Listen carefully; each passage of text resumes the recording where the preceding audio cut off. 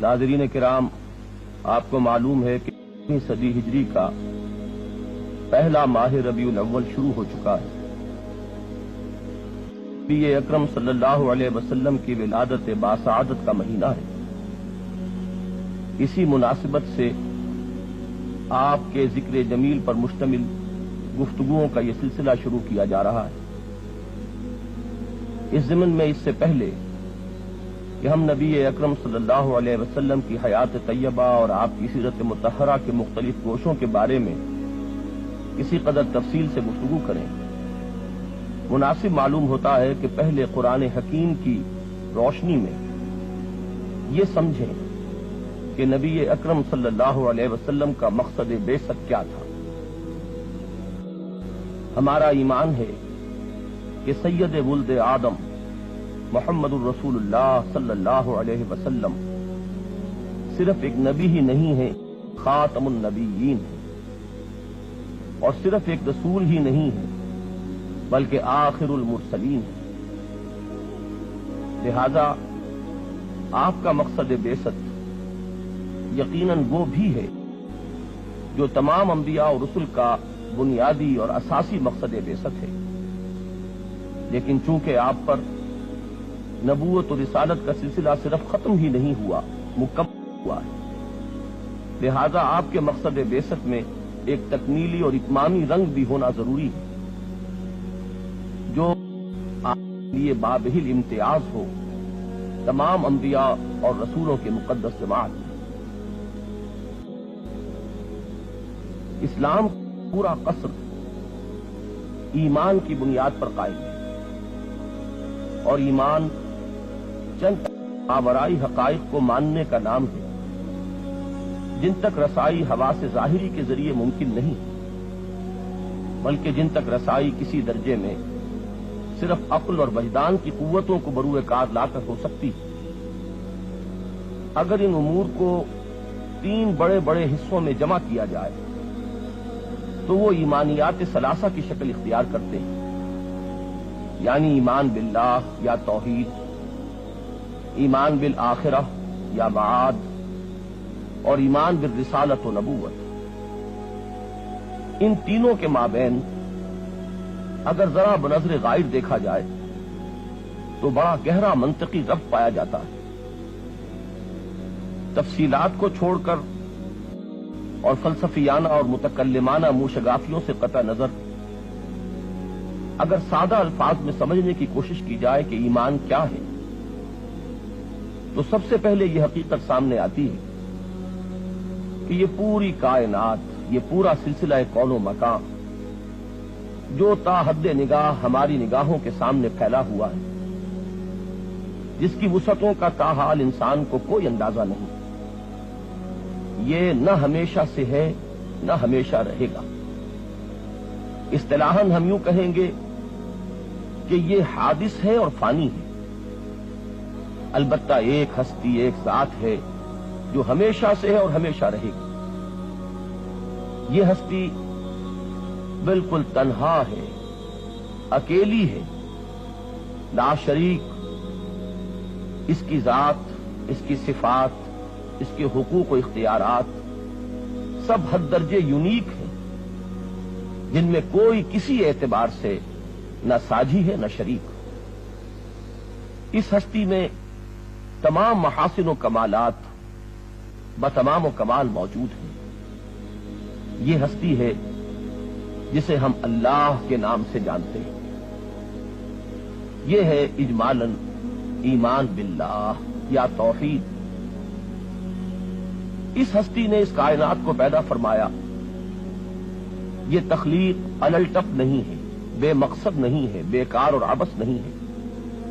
خلق السماوات والارض بالحق، یہ تخلیق بالحق ہے۔ اور دوسرے الی اجل مسمى، ایک وقت معین تک کے لیے اسی نے انسان کو تخلیق فرمایا، اور انسان اس کے سلسلہ تخلیق کا نقطہ عروج ہے، اشرف المخلوقات، مسجود ملائک۔ اس انسان کی ایک زندگی تو وہ ہے جو وہ اس دنیا میں بسر کرتا ہے، اس دنیا میں پیدائش سے لے کر موت تک کا وقفہ، لیکن یہی اس کی کل زندگی نہیں ہے، بلکہ انسانی زندگی ایک نہایت طویل عمل ہے۔ بقول علامہ اقبال، تو اسے پیمانہ امروز و فردا سے نہ ناپ، جاویداں پہم دواں ہر دم جواں ہے زندگی۔ یہ زندگی تو در حقیقت اس کی کتاب زندگی کے صرف دیباچے کی حیثیت رکھتی ہے۔ اس کی اصل کتاب زندگی موت کے بعد کھلے گی۔ اس کی آخری اخروی زندگی ہی اصل زندگی ہے، جو ابدی ہے، جو ہمیشہ کی زندگی ہے، جس میں دوام ہے۔ جیسے کہ قرآن مجید ارشاد فرماتا ہے، وَإِنَّ الدَّارَ الْآخِرَةَ لَهِيَ الْحَيَوَانُ لَوْ كَانُوا يَعْلَمُونَ۔ انسانی زندگی کے اس طویل سفر میں موت صرف ایک وقفہ ہے۔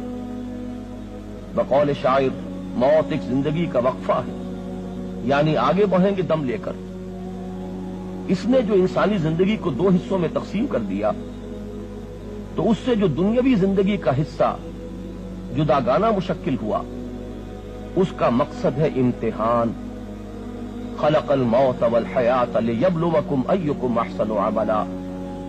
اس نے موت اور حیات کا یہ سلسلہ اس لیے تخلیق فرمایا کہ وہ تمہیں آزمائے کہ تم میں سے کون ہے اچھے عمل کرنے والا۔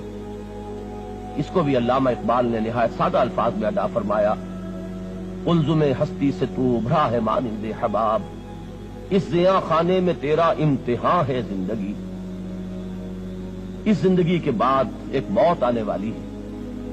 اس موت کے بعد حشر و نشر ہے، جزا و سزا کے فیصلوں کا ایک دن ہے، جسے قرآن مجید یوم الدین سے تعبیر فرماتا ہے۔ اس دن طے ہوگا کہ انسان اپنی اس حیات دنیاوی میں اپنی سعی و جہد کے اعتبار سے ناکام رہا یا کامیاب قرار پایا۔ اور اس کے بعد جیسا کہ ایک خطبہ نبوی میں الفاظ وارد ہوئے، انہا لجنت ابدا او لنار ابدا، پھر اس ابدی زندگی میں یا روح و ریحان و جنت نعیم کے مزے ہیں، اور یا اللہ تعالی کا شدید عذاب اور اس کی سخت سزا ہے۔ ان تمام امور کو ماننے کا نام ایمان بالآخرہ ہے۔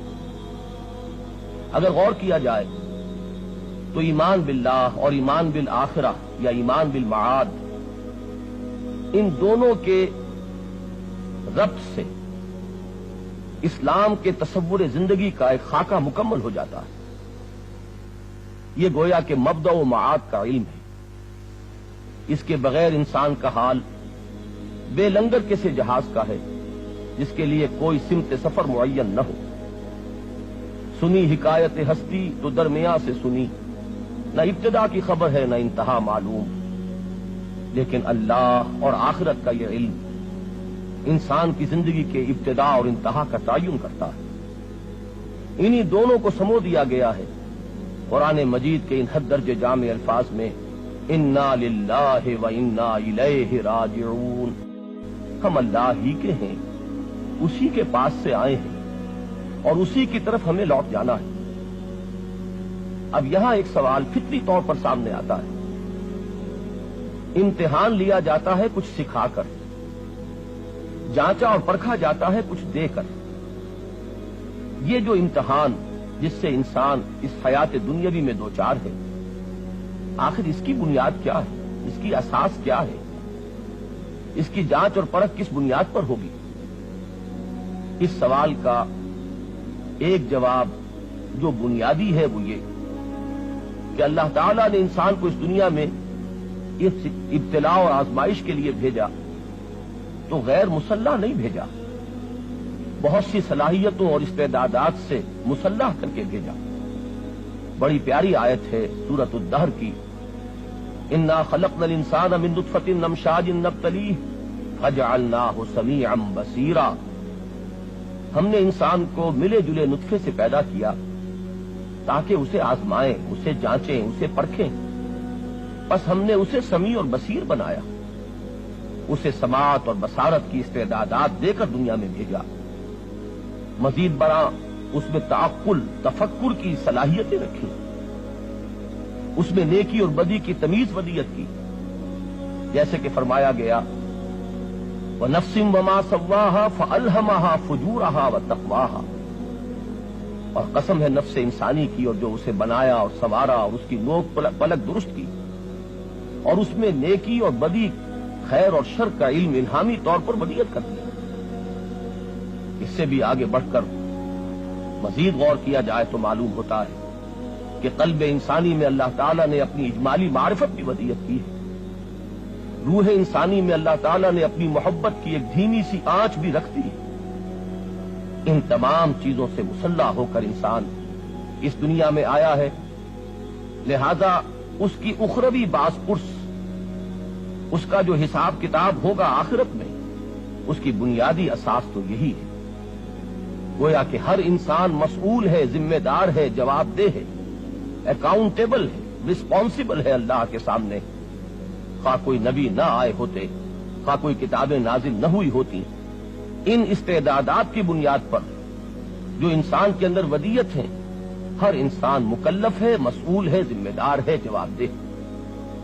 لیکن اس پر رحمت خداوندی کا ایک تقاضا اور ہوا، انسان کے اس امتحان میں مزید آسانی پیدا کرنے کے لیے اللہ نے انزال وحی، انزال کتب، بعثت انبیاء اور ارسال رسل کا سلسلہ جاری فرمایا، جو انسان کی انہی بنیادی استعدادات کے لیے وہ سامان لے کر آئے جن سے ان کو جلا ہو، ذہول اور غفلت کے پردے اٹھ جائیں، اگر آئینہ قلب پر کوئی زنگ آ گیا ہے تو دور ہو جائے۔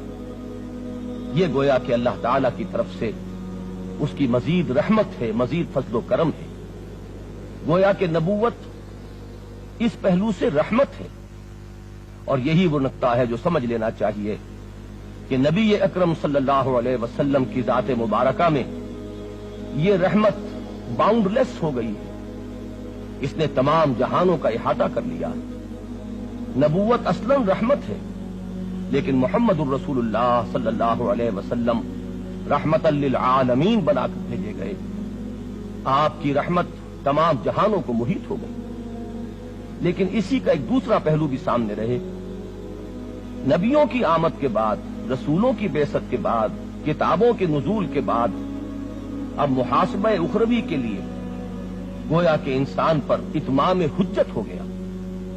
انسان کے پاس اب کوئی عذر نہ رہا، کوئی بہانہ وہ پیش نہ کر سکے گا کہ پروردگار ہمیں معلوم نہ تھا کہ تو کیا چاہتا ہے، ہم نہیں جانتے تھے کہ تیری رضا کس میں ہے، ہمیں علم نہیں تھا کہ تو کن باتوں سے ناراض ہوتا ہے۔ یہ عذر اگر کسی درجے میں قابل پذیرائی ہو سکتا تھا تو نبوت اور رسالت کے بعد اب اس کا امکان قطعاً ختم ہو گیا۔ اس کو آپ قطع عذر سے تعبیر کریں یا اتمام حجت کا نام دیں، بعثت انبیاء اور ارسال رسل سے ایمان بالآخرت کے ضمن میں گویا کہ انسان کی ذمہ داری اور اس کی مسئولیت پہلے سے کہیں زیادہ بڑھ گئی۔ یہی ہے وہ بات جو اس آیہ مبارکہ میں ارشاد ہوئی تھی، جسے آغاز کلام میں تلاوت کیا گیا تھا، رسلا مبشرین و منذرین، ہم نے اپنے ان رسولوں کو بھیجا بشارت دینے والے بنا کر اور خبردار کرنے والے بنا کر، اہل حق کے لیے، طالبین ہدایت کے لیے، صحیح راہ پر چلنے والوں کے لیے وہ مبشر ہیں، بشارت دینے والے ہیں کہ ان کے لیے روح و ریحان و جنت نعیم والا مستقبل منتظر ہے، اور اہل زیغ کے لیے، کج روی اختیار کرنے والوں کے لیے، گمراہی کی روش اختیار کرنے والوں کے لیے وہ خبردار کر دینے والے ہیں، وارن کر دینے والے ہیں۔ مبشرین و منذرین لئلا یکون للناس علی اللہ حجۃ بعد الرسل، تاکہ لوگوں کے پاس اللہ کے مقابل، اللہ کے ہاں کوئی حجت باقی نہ رہ جائے رسولوں کے بعد، وہ کوئی عذر پیش نہ کر سکیں، محاسبہ اخروی کے وقت کوئی بہانے نہ بنا سکیں۔ وکان اللہ عزیزا حکیما، اللہ زبردست ہے، وہ جس طرح چاہے حساب لے، اس کا اختیار مطلق ہے، کوئی اس سے پوچھنے والا نہیں، لیکن وہ حکیم بھی ہے، اس نے اپنی اس باز پرس کے لیے ایک نہایت حکمت بھرا نظام تجویز فرمایا ہے، اور یہی ہے وہ نظام جس کی اہم ترین کڑی ہے سلسلہ نبوت و رسالت۔ وآخر دعوانا ان الحمد للہ رب العالمین.